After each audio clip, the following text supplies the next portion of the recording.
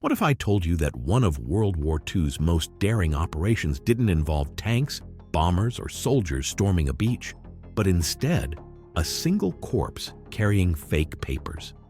This is the story of Operation Mincemeat, a plan so bizarre, so audacious, and so unlikely to work that even Ian Fleming, the creator of James Bond, had a hand in shaping it. Yet, against all odds, it succeeded. It fooled Hitler himself, altered the course of the war in Europe, and stands today as one of the greatest acts of deception in military history. Welcome to our deep dive into Operation Mincemeat, the real-life spy story where truth was stranger than fiction. If you love history that feels like a thriller novel, you're in the right place. Part 1. The Problem: Securing the Mediterranean. By 1943, the Allies had clawed their way out of North Africa. Victory in the deserts of El Alamein and Tunisia had opened the door to Europe. But the question was, where to strike next? The obvious choice was Sicily. Strategically, it was the stepping stone to Italy, the soft underbelly of Europe, as Winston Churchill called it. But obvious targets are the hardest to hit. The Germans knew Sicily was key and had heavily fortified it. The Allies needed a diversion. They needed to convince Hitler and his generals that the invasion would land somewhere else. If the Wehrmacht shifted its defenses, Sicily would be vulnerable. Enter British intelligence. Part 2. The Birth of the Idea. Inside the shadowy world of London's intelligence community, two officers of MI5's 20 Committee, Charles Cholmondeley and Ewan Montague, hatched a bold plan. Their inspiration? A document called the Trout Memo, written years earlier by Admiral John Godfrey, the Director of Naval Intelligence. The memo suggested deceptions should be like trout fishing. Dangle multiple baits, and the enemy will bite at one. Among its wild proposals was the idea of planting fake documents on a corpse for the enemy to find. This forgotten line would become the blueprint for Operation Mincemeat. The plan was simple in theory, but fiendishly complex in practice. Obtain a suitable body. Equip it with fake personal details and false documents. Dump it where the Germans would discover it. Sit back and hope Hitler swallowed the bait. Part 3. The Corpse that Changed History. Finding the right body wasn't easy. They needed someone unclaimed, of the right age, and with a cause of death that wouldn't arouse suspicion. Eventually, they secured the body of Glyndwr Michael, a Welshman who had died after ingesting rat poison. In life, he was unknown. In death, he would become Major William Martin of the Royal Marines.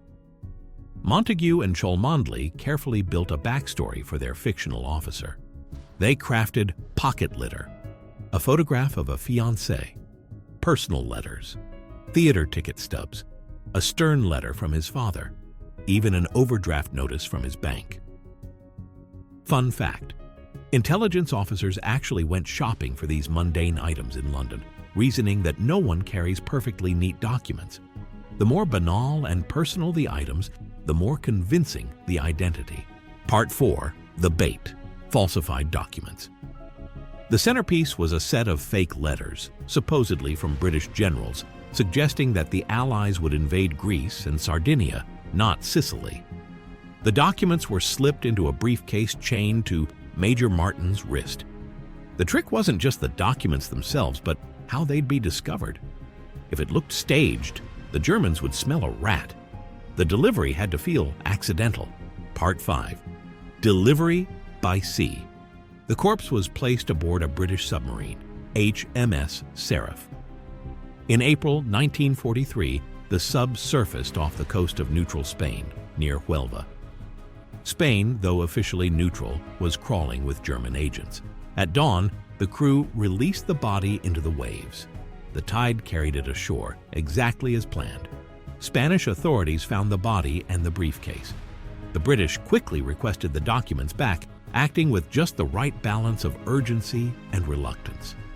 The hope was that the Spanish, under pressure from German intelligence, would secretly copy the documents before returning them. And that's precisely what happened. Part 6. The German Reaction. The documents reached German intelligence, who believed they had stumbled upon a treasure trove. Adolf Hitler himself was shown the letters. Convinced of their authenticity, he shifted critical forces to Greece and Sardinia. By the time the Allies stormed Sicily in July 1943, much of the German defense was misallocated. The island fell faster and with fewer casualties than expected. Fun fact: the deception was so complete that even weeks into the Sicily campaign, Hitler remained convinced it was a feint, waiting for the real attack in Greece. Part 7. Cultural and Political Ripples. Operation Mincemeat wasn't just a tactical victory, it was psychological warfare at its finest. It revealed cracks in the Axis intelligence system, showing how desperate Germany was for information and how readily they believed something that confirmed their fears. It also cemented the reputation of British intelligence as masters of deception. The operation became a model for future disinformation campaigns, proving that wars can be won not just with bullets and bombs, but with lies and illusions. Part 8. The Men Behind the Curtain. Ewan Montague later wrote a book about the operation, The Man Who Never Was, which became a film. Charles Cholmondeley, the quieter figure, faded into relative obscurity but was equally vital. And remember Ian Fleming? Before creating James Bond, he worked in naval intelligence and helped circulate the Trout memo that sparked the idea. In a way, you could say Operation Mincemeat was a spy story so outrageous it practically demanded to be fiction. Part 9. Myth-busting. Myth: the body was planted with ease. Truth: there were fears the warm climate would expose the body's condition. Special preservation methods were used to keep it realistic. Myth: Hitler immediately fell for the trick.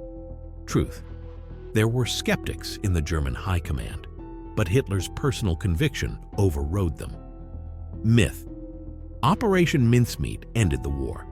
Truth: it didn't end the war, but it accelerated the Italian campaign and reshaped the Mediterranean theater. Part 10. Legacy. Operation Mincemeat stands as one of the cleverest deception operations in modern history. It highlights the strange reality that in war, sometimes a dead man with a forged briefcase can achieve more than an entire army. Today, the story still captivates writers, filmmakers, and historians, not just because of its impact, but because it feels almost too unbelievable to be true. And that is the story of Operation Mincemeat, the operation that turned a humble corpse into a secret weapon, fooled Hitler, and helped shape the outcome of World War II. It's a reminder that history isn't just written by the victors, it's written by those clever enough to make the enemy believe a lie. If you enjoyed this dive into one of history's strangest and most daring deceptions, don't forget to like, comment, and subscribe. Your support helps us bring more incredible stories of war, strategy, and human ingenuity straight to you. Until next time, remember, in history, the truth is often stranger than fiction.